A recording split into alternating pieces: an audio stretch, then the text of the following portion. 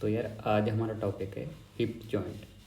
ठीक है, तो हिप जॉइंट कौन से टाइप का होता है? सबसे पहले ये एक बॉल एंड सॉकेट जॉइंट होता है, जो कि वैरायटी होती है साइनोवियल जॉइंट की। ठीक है, तो बॉल एंड, क्योंकि हम अपने जो नी हैं, ठीक है, इसे आप आगे पीछे कर सकते हैं। ठीक है, तो ये इसलिए एक तो ये बॉल एंड सॉकेट है।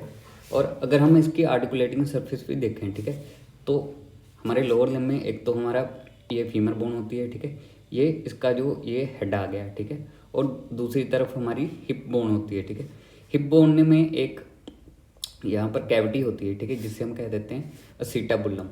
ठीक है, और जो हमारा हेड ऑफ फीमर है वो असीटाबुलम से आकर और हिप जॉइंट दोनों के साथ मिलकर ये हमारा हिप जॉइंट बनता है। ठीक है, और ये जो हमें बॉल से दिख रही है, ठीक है, ये हेड ऑफ फीमर है, और ये आगे पीछे और सारी मूवमेंट्स करवाता है। ठीक है, और हिप जॉइंट यूनिक क्यों है? ठीक है, क्योंकि एक तो ये इसकी डिसलोकेशन बड़ी मुश्किल होती है। ठीक है, एक तो हाई डिग्री ऑफ स्टेबिलिटी और ये मोबिलिटी भी प्रदान करता है। ठीक है, हम अपनी जो लेग्स को आगे पीछे, ठीक है, साइड में, ठीक है, मीडियल रोटेशन, लेटरल रोटेशन, ठीक है, तो ये सारी मूवमेंट ये करवा सकता है। ठीक है, और इसकी स्टेबिलिटी डिपेंड करती है, एक तो जो तो हमारा अपर लिम्ब था, ठीक है, उसमें जो कैविटी लगी होती थी, ठीक है, वो कम थी, उसकी डेप्थ कम थी। पर असीटाबुलम में इसकी कैविटी काफ़ी होती है। ठीक है, ये काफ़ी डेप्थ में होता है, इसके कारण जो इसकी डिसलोकेशन बड़ी मुश्किल होती है। ठीक है, और एक तो असीटाबुलम की डेप्थ के कारण ये स्टेबल होता है। दूसरा, जो हमारे लिगामेंट्स होते हैं वो भी काफ़ी स्ट्रॉन्ग होते हैं इसके, और जो मसल इसको सराउंड करते हैं वो भी काफ़ी स्ट्रॉन्ग होते हैं, और length and obliquity of neck of femur. ठीक है, तो ये बड़ी ओब्लिक सी शेप में इसका नेक होता है, इसके कारण इसको और स्टेबिलिटी मिलती है। ठीक है, अब इसके सबसे पहले हमें लिगामेंट पढ़ने हैं। ठीक है, लिगामेंट कौन कौन से होते हैं? इसके 6 लिगामेंट्स हम पढ़ेंगे। ठीक है, सबसे पहला होता है फाइब्रस कैप्सूल। ठीक है, फाइब्रस कैप्सूल इसको 360 डिग्री कवर करता है, ये हमारा फाइब्रस कैप्सूल हो गया। ठीक है, अब इसकी अटैचमेंट देखें। ठीक है, एक साइड से तो ये हमारे हिप बोन से अटैच है। ठीक है, टू द असीटाबुलम लेब्रियम। ठीक है, ये असीटाबुलम जो हमारी लेब्रियम होता है, एक असीटाबुलर रिम कह देते हैं। ठीक है, जो हमारा असीटाबुलम होता है उसके साइड में हमारे पास एक फाइब्रोकार्टिलेज रिम होती है। ठीक है, तो ये उस एक तरफ उससे अटैच होता है, और दूसरी तरफ ये फीमर से अटैच होता है टू द इंटर कैंट्रिक लाइन। ठीक है, अब ये क्या होती है? ये हमारी फीमर बोन है। ठीक है, इसके हम पार्ट्स देख लेते हैं। ठीक है, सबसे पहले ये जो हमारा पोस्टीरियर सरफेस होता है। ठीक है, पोस्टीरियर सरफेस में हमारे पास 2 स्ट्रक्चर होते हैं, लेसर टोकेंटर और ग्रेटर टोकेंटर। ठीक है, ये ट्यूब्रोस्टीज टाइप ही होती हैं। ठीक है, इन दोनों के बीच में एक लाइन क्रेस्ट सी प्रेजेंट होती है, जिसे हम टोकेंट्रो क्रेस्ट कह देते हैं। ठीक है, और अगर एंटीरियरली साइड देखें, ठीक है, ये ग्रेटर टोकेंटर आ गया। ठीक है, एंटीरियरली साइड इन दोनों के बीच में एक लाइन प्रेजेंट होती है। ठीक है, जिसे हम टोकेंटर लाइन कह देते हैं। ठीक है, तो ये इसमें प्रेजेंट होता है, इसके साथ जुड़ा होता है फ्रंट में, in the femur to the intertrochanteric line in front. ठीक है, मतलब ये यहाँ से आकर, ठीक है, असीटाबुलम लेब्रम से आकर फ्रंट में हमारे पास यहाँ इंटरटोकेंट्रल लाइन तक ये जुड़ा होता है। ठीक है, इसकी बाउंड्रीज होती हैं, अटैचमेंट होती हैं। ठीक है, तो फाइब्रस कैप्सूल ये हो गया। दूसरा हमारे पास लिगामेंट होता है इलियोफ्यूमोरल लिगामेंट। ठीक है, इसमें नाम से लिख रहा है, एक पास से तो ये इलियक बोन से होगा, एक जगह पर ये फ्यूमोरल बोन से अटैच होगा। ठीक है, ये हमारा ये रहा इलियोफ्यूमोरल लिगामेंट। ठीक है, ये ट्रायंगुलर शेप का होता है। अब ट्रायंगुलर शेप इसका अपेक्स भी होगा। ठीक है, अपेक्स इसका कहाँ पर लोकेटेड होता है? ठीक है, ये जो हमारी इलियक बोन होती है, ठीक है, इसमें 2 स्पाइंस होते हैं। ठीक है, एक तो सुपीरियर स्पाइन, एंटीरियर पार्ट में 2 स्पाइन होते हैं, सुपीरियर और इन्फीरियर। ठीक है, ये एंटीरियर सुपीरियर इलियक स्पाइन हो गया, ये एंटीरियरली प्रेजेंट है, पर इसके नीचे है इन्फीरियरली इलियक स्पाइन, ये यहाँ से अटैच होता है। ठीक है, ये यहाँ से अटैच होकर, और इसका बेस कहाँ पर बनेगा? इसका बेस बनता है इंटरट्रोकेंटल लाइन, ठीक है। वहीं इंटरट्रोकेंटल लाइन मतलब हमारा इंटरट्रोकेंटल लाइन यहाँ पर आकर इसका बेस बन जाता है, ठीक है। ये हमारी इंटरट्रोकेंटल लाइन होगी, ठीक है। तो ये भी एक इसका इंपॉर्टेंस क्या है, ये स्ट्रॉन्गेस्ट लिगामेंट होता है हमारी बॉडी में, ठीक है। इलियोफीमोरल लिगामेंट ये हो गया। अब तीसरा हो गया हमारा प्यूबोफीमोरल लिगामेंट, ठीक है। प्यूबिक बोन से अटैच होगा, फीमोरल बोन से अटैच होगा, ठीक है। अब ये हमारा जॉइंट सपोर्ट करता है इन्फीरियर मिडली, ठीक है। ये हमारा इन्फीरियर साइड हो गया और ये थोड़ा सा बॉडी की तरफ है, मतलब मिडली प्रेजेंट है, ठीक है। तो ये जॉइंट हमारा ऐसे सपोर्ट करता है, इन्फीरियर मिडली सपोर्ट करता है, ठीक है। और ये ट्रायंगुलर इन शेप हो गया। और जो इसकी सुपीरियर अटैचमेंट होती है, ठीक है, वही प्यूबिक बोन में ये इलियोप्यूबिक बोन हो गई, ठीक है। इसकी जो एक एमिनेंस होती है, ठीक है, ये उसके अटैच होता है। और ये हमारी जो ऑब्चुरेटर कैनाल होती है, ठीक है, इसके ऊपर एक क्रेस्ट बनी होती है, ठीक है, जिसे हम ऑब्चुरेटर क्रेस्ट कह देते हैं, ठीक है। तो ये इन दोनों के साथ सुपीरियर इसकी अटैचमेंट होती है और इन्फीरियरली ये यहाँ तक जाता है। इन्फीरियरली ये इन्फीरियर पार्ट ऑफ कैप्सूल, जो हमारा कैप्सुलर लिगामेंट यहाँ तक होता है, ठीक है, ये इसका इन्फीरियर पार्ट ऑफ कैप्सूल तक यहाँ तक होता है। और लोअर बॉर्डर ऑफ इलियोफीमोरल लिगामेंट, ठीक है, ये हमारा इन्फीरियर बॉर्डर हो गया इलियोफीमोरल लिगामेंट, ठीक है, ये रेड कलर में है, ठीक है। तो ये इसके लोअर बॉर्डर तक अटैच होता है, ठीक है। तो ये इसकी अटैचमेंट्स होगी, ठीक है। ये अगर हम इस डायग्राम में देखें, ठीक है, तो ये हमारी इलियक बोन है, ठीक है। तो यहाँ पर हमारी इलियोप्यूबिक एमिनेंस होती है और ये उसके क्रेस्ट के ऊपर ही हमारा जो ऑब्चुरेटर क्रेस्ट होती है, ठीक है। अब फोर्थ हमारा आ गया इलियोफीमोरल लिगामेंट, ठीक है। अब ये हमारा पोस्टीरियर साइड होगा जॉइंट और इसके जो फाइबर्स होते हैं वो टेस्टेड होते हैं, ठीक है। और ये स्टार्ट कहाँ से होता है, फ्रॉम इस्चियम टू असिटाबुलम, मतलब ये इस्चियम और असिटाबुलम से स्टार्ट होकर इसके फाइबर ट्विस्ट होंगे और ये फीमर बोन में कहाँ पर अटैच होगा, ग्रेटर ट्यूबरकल में, ठीक है। तो ये इसकी सारी थ्योरी आ गई। और पांचवा और छठवां कौन सा होता है, ligament of head of femur, ठीक है। इसके नाम ही लिखा है, ठीक है। एक तो ट्रायंगुलर इन शेप होगा, ठीक है, और ये अटैच कहाँ होगा, ये हमारा फीमर का हेड हो गया, ठीक है। इसके ऊपर एक यहाँ पर ना हेड ऑफ फीमर में एक कैविटी सी बनी होती है, ठीक है, जिसे हम फोबिया कैपिटस कह देते हैं, ठीक है। तो इसका अपेक्स यहाँ पर होगा और बेस हमारा असिटाबुलम नोच, ठीक है। ये हमारा असिटाबुलम हो गया, इसकी नोच होती है, ठीक है, वहाँ पर जाकर अटैच होगा।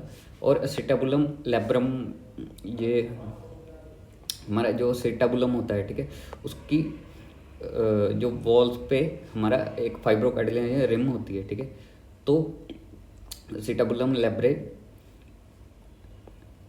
उसकी जो मार्जिन्स होती हैं, ठीक है, उस पर अटैच होता है, ठीक है। ये असिटाबुलम आ गया, इसकी फाइब्रोकार्टिलेज लेब्रम होता है, ठीक है। फाइब्रोकार्टिलेज रिमी होती है, ठीक है, उसे हम असिटाबुलम लेब्रम कह देते हैं, ठीक है। वो अटैच होता है मार्जिन ऑफ असिटाबुलम, ठीक है। तो ये 6 हो गए। और लास्ट में हमारा एक टॉपिक आ जाता है बर्सा, ठीक है। बर्सा फ्लूइड फिल सैक्स होती हैं, ठीक है, जो कि हमारी फ्रिक्शन को रिड्यूस करती हैं, ठीक है। ये हमने पीछे भी पढ़ा था, ठीक है। ये 7 इन नंबर होते हैं, ठीक है। 4 तो हमारे ग्लूटियस मैक्सिमम मसल यहाँ पे इसके नीचे 4 होंगे, ठीक है। एक हमारी ग्लूटियस मीडियस, ये हमारा ग्लूटियस मीडियस रह गया, ठीक है। इसके अंदर एक होगी ग्लूटियस मिनिमम, इन दोनों मसल के नीचे ये ग्लूटियस मिनिमस होती है, ठीक है। एक उसके नीचे और एक साउस टेंडन, जो हमारी आगे प्यूबिक एक हमारे आगे मसल होता है साउस मेजर, उसकी टेंडन के नीचे एक हमारी बर्सा होती है।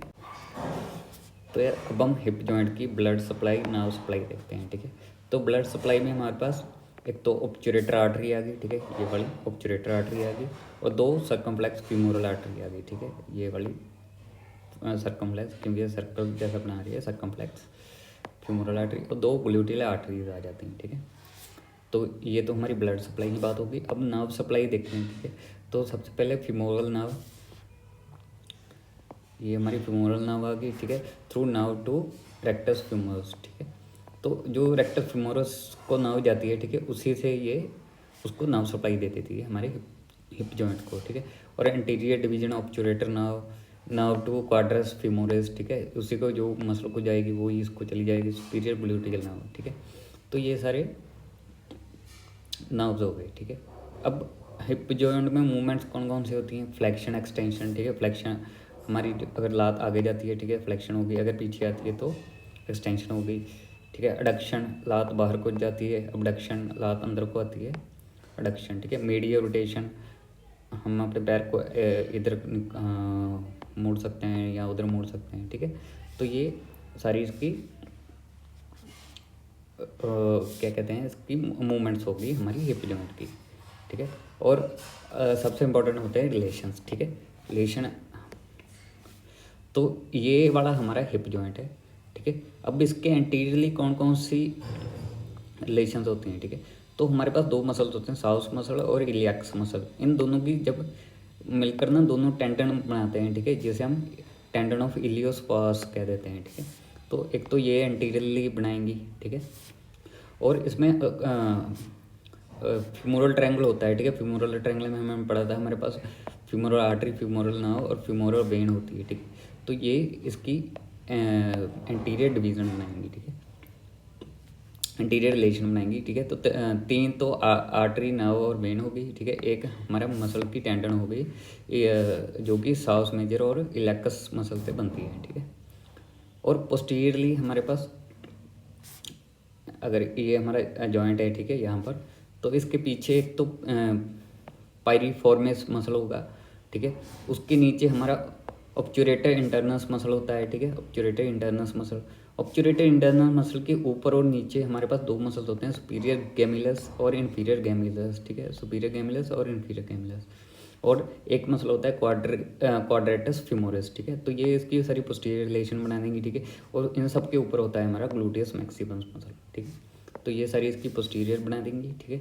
और अगर हम इसको ऊपर से देखें, ये हमारा यहाँ पर जॉइंट है, ठीक है, इसके ऊपर हमारे पास ग्लूटियस मैक्सिमस, ग्लूटियस मिनिमस, ठीक है, और मीडियस मसल, ये तीनों मसल हमारे इसके ऊपर सुपीरियरली इसको कवर करते हैं, ठीक है, क्योंकि ग्लूटियस मैक्सिमम खुद ही इतना बड़ा मसल है।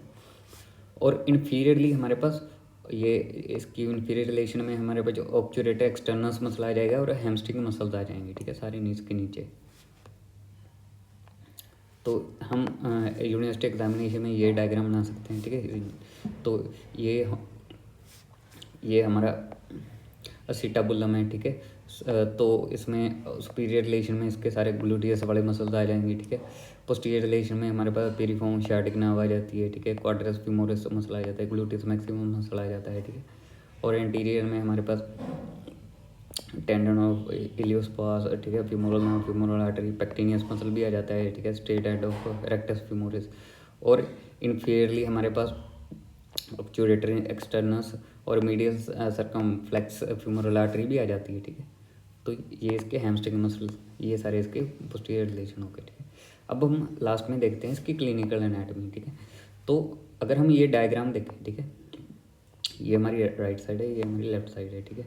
तो राइट साइड में हमारा जो फीमर का हेड है वो सही सलामत पूरा उसके अंदर है, ठीक है। पर ये यहाँ पर हमारी डिसलोकेशन हो चुकी है, ठीक है, सीटाबुलम से बाहर निकल गया है हमारा हेड, ठीक है। तो इसमें हम पढ़ते हैं डिसलोकेशन ऑफ हिप जॉइंट, ठीक है। तो ज़्यादातर कॉमनली ये पोस्टीरियरली होता है, ठीक है, यहाँ से पोस्टीरियरली होगा, एंटीरियरली कम लेस कॉमन होता है, ठीक है। और ये कॉन्जेनाइटल डिसलोकेशन मतलब बर्थ से ही हो सकती है या अक्वायर्ड, यहाँ हम कोई अगर गिर गए तो हमें अक्वायर्ड डिसलोकेशन हो सकती है, ठीक है। और मेनली ये होता क्यों है, ऑस्टियोआर्थराइटिस, ठीक है, क्योंकि ओल्ड एज में हमारे पास हमारी जो बोन है वो वीक होने लग जाती हैं, ठीक है। तो इसके कारण हमें डिसलोकेशन ऑफ हिप जॉइंट हो सकता है, ठीक है। और सबसे इम्पॉर्टेंट होता है fracture of neck of femur, ठीक है, जहाँ पर हमारी हिप बोन ही टूट जाती है, ठीक है। ये हमारा फीमर का हेड होता है, यहाँ पर हमारा ये वाला हिस्सा है इसका नेक होता है, ठीक है, क्योंकि ऑस्टियोपोरोसिस बीमारी में हमारे जो बोन्स हैं वो वीक हो जाती हैं, तो ठीक है। तो ये सबसे कॉमन फ्रैक्चर एरिया हो जाता है नेक।